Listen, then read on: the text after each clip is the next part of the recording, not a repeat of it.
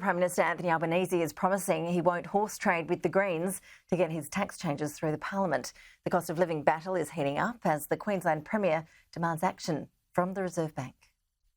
A week after taking the knife to the Stage 3 tax cuts, we're all in. The Prime Minister celebrates a Medicare milestone on the New South Wales Central Coast. That's fantastic. Further north, the Queensland Premier wants cuts of a different kind from the Reserve Bank.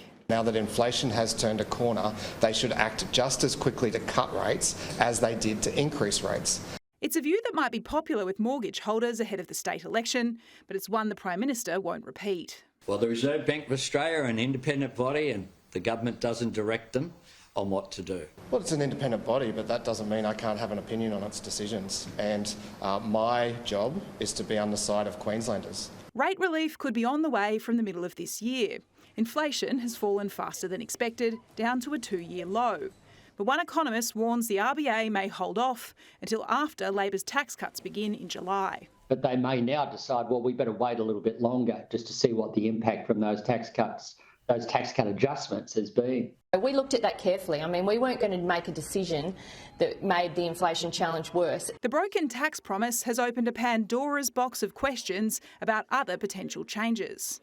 I can tell you we've done no work, we have no plans on negative gearing. A cute form of words which, if you have a look at it, it's not a straight answer. Negotiations already underway to get the tax changes through the Senate ahead of Parliament's return here next week.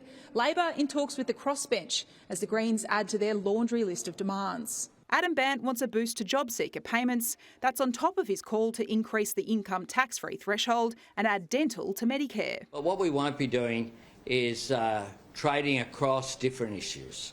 We're focused on this. This stands on its merits. But more support for those on welfare is not off the table. Is that something you'd be considering in the May budget?